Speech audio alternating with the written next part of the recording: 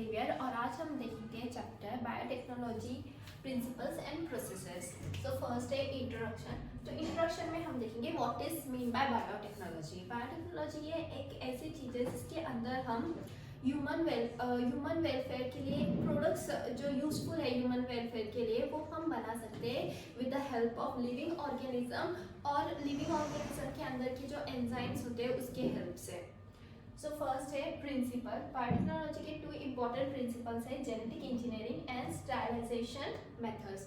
Genetic engineering में क्या होता है कि हम मॉडिफिकेशन कर सकते हैं केमिकल नेचर ऑफ डीएनए या आरएनए और उसे हम एक अनदर ऑर्गेनिज्म में इंट्रोड्यूस कर सकते हैं ताकि हम उसका फिनोटाइपिक नेचर या फिर फिनोटाइपिक कैरेक्टरिस्टिक जो है वो चेंज कर सकें। एंड नेक्स्ट है स्टरलाइजेशन मेथड। स्टरलाइजेशन मेथड ये किस लिए यूज़ होता है ताकि हम जो है जो माइक्रोब्स होते हैं या फिर सेल्स जो हमें चाहिए जो डिजायरेबल माइक्रोब्स या सेल है उसकी ग्रोथ मेंटेन कर रख सकें। नेक्स्ट है basic step in genetic engineering. Basic step जो है जेनेटिक इंजीनियरिंग में वो देखेंगे हम। तो फर्स्ट स्टेप है identification of DNA with desirable gene. इसमें क्या है कि हम डीएनए को आइडेंटिफाई कर रहे हैं फर्स्ट स्टेप में। सेकेंड है कि डीएनए को हम इंट्रोड्यूस करने वाले हैं एक अनदर होस्ट में क्योंकि हमें to form recombination DNA. Next है थर्ड स्टेप कि maintain of DNA in host and gene cloning. Third step में हम डीएनए को मेंटेन करते हैं और जीन क्लोनिंग करते हैं। एंड लास्ट स्टेप है जीन ट्रांसफर का। And now the next is step carried out in constructing first recombinant DNA. अब रिकॉम्बिनेंट डीएनए का जो कंस्ट्रक्टिंग था हमने जो कंस्ट्रक्टिंग कैरी आउट किया था उसके स्टेप्स हैं। तो फर्स्ट स्टेप है a gene including antibiotic resistance in the native plasmid. इसमें हम जीन को जो है वो इंक्लूडिंग एंटीबायोटिक रजिस्टर करेंगे इन द नेटिव प्लाज्मिड में जो है Salmonella typhi was identified.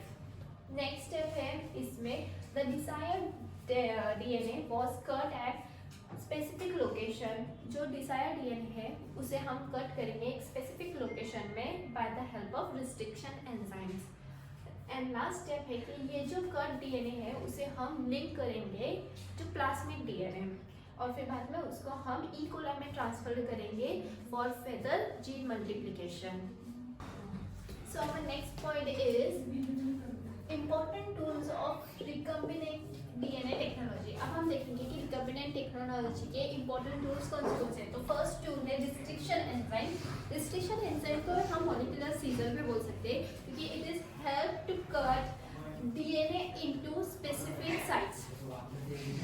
Restriction enzyme में जो हम उनको नेमिंग सिस्टम होता है उनका, तो फर्स्ट जो लेटर होता है वो जीनस से होता है and second letter is come from species. Like for example, Hiko R1, it's come from Escherichia coli RY13. इसके अंदर two kind of restriction enzymes होते हैं like first is exonuclease and endonuclease. Exonuclease is help to remove nucleotides from the DNA from the end of the DNA and जो endonuclease होता है वो सिर्फ its make cut at specific sites of DNA. इसके अंदर जो endonuclease होता है ये जो रिस्ट्रिक्शन एंडोन्यूक्लियस एंजाइम है ये स्पेसिफिक पैरेनोडल न्यूक्लियोइड सीक्वेंस को कट करने में हेल्प करता है या फिर रिकॉग्नाइज करने में हेल्प करता है।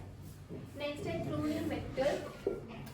क्लोनिंग वेक्टर क्या होता है बैक्टीरिया एंड प्लाज्मिड के अंदर की ability to replicate with bacterial cell, its known as cloning vector. Okay and last है थर्ड है कॉम्पिटेंट होस्ट। कॉम्पिटेंट होस्ट क्या होता है होस्ट पे competent enough to take up the foreign DNA is known as competent host. Last है bioreactors. Bioreactors क्या होता है it is a cylindrical vessel जिसके अंदर बायोलॉजिकल प्रोसेस जो है वो कैरिड आउट होती है on a large scale. So next point is action of restriction enzyme. अब हम देखेंगे action of restriction enzyme. So firstly, in vector DNA, the enzyme cuts both DNA stand at the same site. जो enzyme है इसमें तो वो DNA stand को at the same site cut करेगा। And in foreign DNA, if we take EcoR1 cuts only DNA between the bases G and A.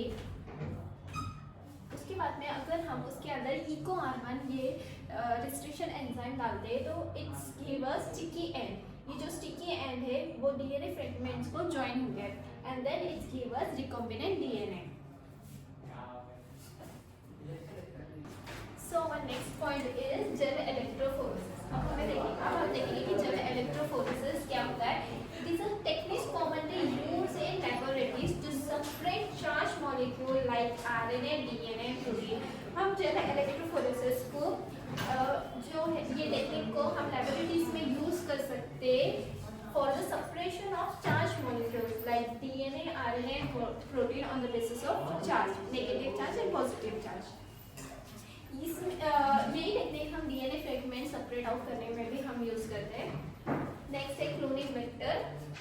Cloning vector क्या होता है। Cloning vector it is a small piece of DNA taken from any organism into which a foreign DNA is inserted. ये जो है cloning vector ये है small piece of DNA होता है जो हम एक ऑर्गेनिज्म से लेते हैं ताकि हम उसे फॉरेन ऑर्गेनिज्म में इंसर्ट कर सके फॉर फर्दर क्लोनिंग। अब जो क्लोनिंग वेक्टर होते हैं वो होते हैं प्लाज्मिड और बैक्टीरियोफाज। प्लाज्मिड मीन्स हमें पता है plasmid is extra chromosomal circular DNA and bacteriophage ये वायरसेस होते हैं। ओके नेक्स्ट है ये PBR2। It is a well known vector cloning vector. अब it is an artificially cloning vector हम बोल सकते हैं PPR32 को 322 को। And next is the following features is vector. ये कुछ फॉलोइंग फीचर्स है जो वेक्टर क्लोनिंग में हम यूज करते हैं। फर्स्ट है origin of replication. Origin of replication में जहाँ पे सीक्वेंस जो है रिप्लिकेशन करना स्टार्ट करता है। नेक्स्ट है सेलेक्टेबल मार्कर जहाँ पे it's help to select the host. And last है cloning site. It is an हम इसे रिकॉग्निशन साइट बोल सकते हैं for the restriction enzymes. Next है vector for cloning genes in plants and animal. अभी vectors for cloning genes in plants and animal मतलब plants के अंदर एंड एनिमल्स के अंदर कौन से वेक्टर फॉर क्लोनिंग जीन्स हम यूज कर सकते हैं।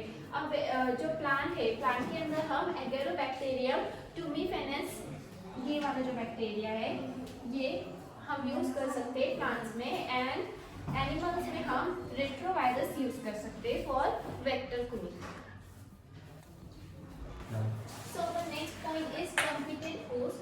अब ये competent host is DNA being a heterophilic molecule cannot pass through cell membrane is known as competent host। अब ये जो competent host है इसके टू मेथड्स है हम उससे प्रिपेयर कर सकते हैं। केमिकल मेथड होता है और एक फिजिकल मेथड होता है। केमिकल मेथड में क्या होता है जो सेल्स होते हैं उसे हम स्पेसिफिक ट्रीटमेंट देते हैं on a concentration of divalent host पे हम उसे एक ट्रीटमेंट करते हैं। उसके बाद में हम उसे सब देख कट करते हैं। So the next point is competent host. Competent host is DNA being a heterophilic molecule cannot pass through cell membrane। अब ये जो कॉम्पिटेटिव होस्ट होते हैं इसके टू मेथड्स है। केमिकली भी हम इसे प्रिपेयर कर सकते हैं एंड फिजिकली भी हम इसे प्रिपेयर कर सकते हैं। केमिकल मेथड में क्या होता है कि हम जो एक सेल होता है उसे हम स्पेसिफिक ट्रीटमेंट देते हैं on concentration of divalent cation पे। उसके बाद में हम वो सेल को इंक्यूबेट करते हैं on ice with DNA recombinant DNA के साथ हम उसे इंक्यूबेट करते हैं on ice and then after we उन्हें हम वापस से 42 डिग्री सेल्सियस पे इंक्यूबेट करते हैं और फिर बाद में फिर से हम उसे आइस पे इंक्यूबेट करते हैं या फिर हम आइस पैक पे उसे रखते हैं। इसे हम बोलते हैं हीट शॉक ट्रीटमेंट। ये है हमारा केमिकल मेथड। नेक्स्ट है फिजिकल मेथड। फिजिकल मेथड ये टू टाइप्स के होते हैं। एक है माइक्रो इंजेक्शन मेथड होता है और एक बायोलिस्टिक मेथड होता है। माइक्रो इंजेक्शन मेथड में क्या होता है जो recombinant DNA is directly injected into nucleus and जो बायोलिस्टिक मेथड होते हैं उसमें क्या होता है जो सेल है वो बोम्बार्डेड होते हैं with velocity microparticles of gold and tungsten coated with DNA in plants। Next है process of recombinant DNA technology।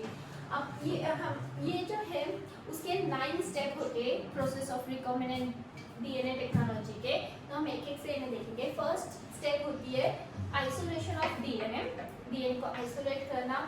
Next step होती है फ्रेगमेंटेशन ऑफ डीएनए, फ्रेगमेंटेशन करना डीएनए का by restriction endonuclease enzymes. Next होता है third step है isolation of desired DNA fragment, कि हमें जो डीएनए फ्रेगमेंट चाहिए उसका आइसोलेशन करना। द फोर्थ स्टेप है amplification of genes of interest.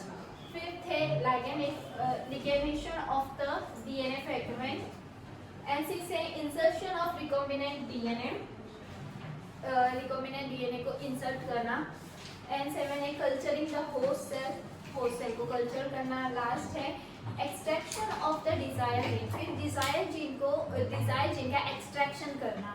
तो उसके अंदर लास्ट प्रोसेस है, उसकी लास्ट स्टेप होती है डाउनस्ट्रीम प्रोसेसिंग। डाउनस्ट्रीम प्रोसेसिंग क्या होती है, जब कोई प्रोडक्ट है जो रेडी हो जाता है, जैसे कि हम उसे फिनिश प्रोडक्ट भी कह सकते हैं, वो फिनिश प्रोडक्ट को हम पहले प्रोसेस करके बाद में हम मार्केट में उसे सेल करते हैं। वो जो प्रोसेस होती है लास्ट में फिनिश प्रोडक्ट को, उसे हम बोलते हैं downstream processing.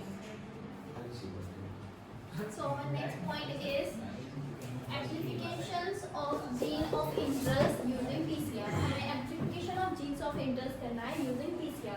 PCR is nothing but it is a polymerase chain reaction. Now PCR की जो requirement है वो सबसे पहले क्या है, DNA template means double stranded DNA we need here, and primers it is nothing but it is a chemically synthesis of nucleotides oligonucleotides, and last है enzymes हम यहाँ पे कौन से यूज कर सकते हैं, टैग पॉलीमरेज और वेट पॉलीमरेज। नेक्स्ट होता है इसके अंदर 3 स्टेप्स होते हैं, एक denaturation, annealing and extraction. Denaturation जो है तो वो 95 डिग्री सेल्सियस पे होता है, एनीलिंग जो है वो 50 to 68 डिग्री सेल्सियस पे होता है, एंड एक्सटेंशन ये 72 डिग्री सेल्सियस पे होता है। नेक्स्ट है ligation of DNA fragment into a vector. Ligation of DNA fragment into a vector की प्रोसेस क्या है, तो सबसे पहले है जो वेक्टर होता है, vector DNA and source DNA are cut with the same endonucleus to obtain sticky cells. Sticky cells obtain करने के लिए हम क्या करते हैं, जो वेक्टर डीएनए और जो सोर्स डीएनए है उनको कट करते with the help of endonuclease enzymes. Next है इसके अंदर this are the ligated by mixing vector DNA genes of interest, and बाद में क्या मिलता है हमें, it is a ligated of mixing vector DNA genes of interest and enzyme DNA ligase to form a recombinant DNA. मतलब हम ये ligation of DNA fragment ये क्यों से to obtain a recombinant DNA और to form a recombinant DNA. Last है इसमें bioreactors. Bioreactors क्या होता है, it is nothing but it is a vessel, 100 to 1000 litre का वेसल होता है ये, जिसके अंदर raw materials are biologically converted into specific product. Biologically जो इनमें प्रोसेस होती है उससे क्या होता है, जो रॉ मटेरियल होते हैं वो स्पेसिफिक प्रोडक्ट में कन्वर्ट होते हैं बायोरिएक्टर्स में। तो यहाँ पे हमारा ये चैप्टर खत्म होता है।